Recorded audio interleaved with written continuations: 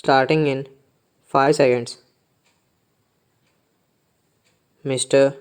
Deputy Chairman, the development of rural areas and improvement in the quality of life of the rural people has been of primary concern in the economic planning and development of the country.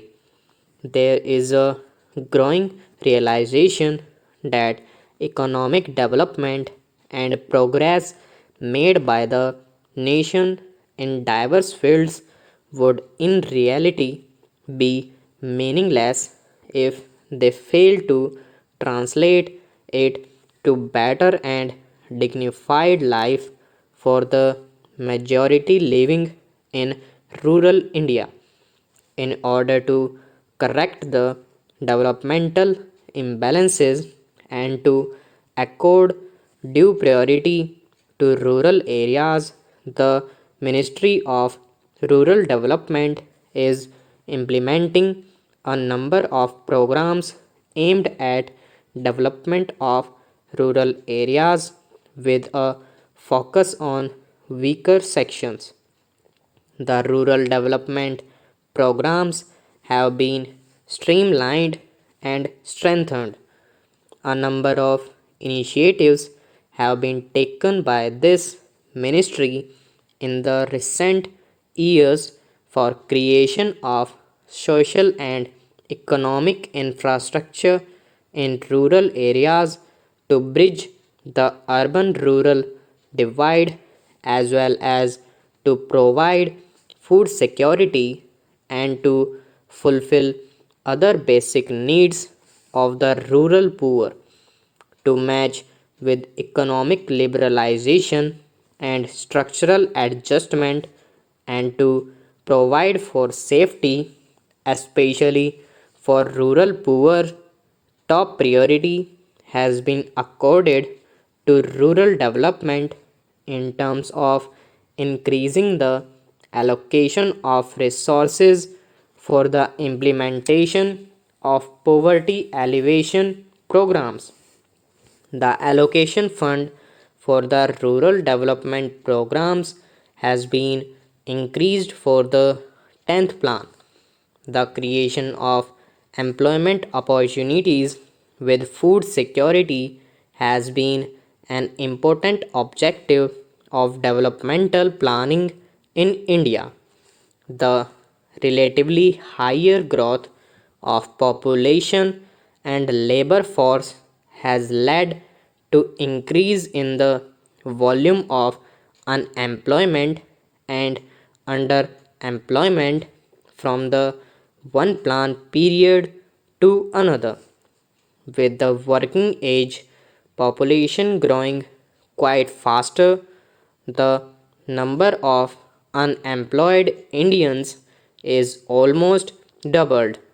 The declining employment rate shows that our growth process is failing. The real wages have been declining.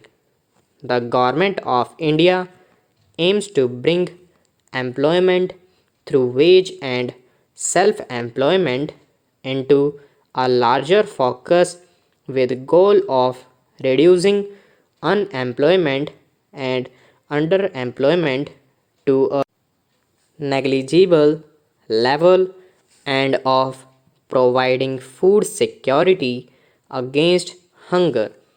Such an approach is necessary because it is realized that larger and efficient use of available human and other resources is the most effective way of alleviating poverty, reducing inequality, improving nutritional level, and achieving a reasonable high pace of economic growth. To make a dent on the prevailing poverty, unemployment, and slow growth in the rural economy, and to provide food security to facilitate faster growth in the rural areas. and to increase opportunities of employment, to provide greater importance of wage employment in rural areas. The National Rural Employment Guarantee Act was passed by the Parliament for securing livelihood of the people in the rural areas by guaranteeing 100 days of employment in a financial year to a rural household.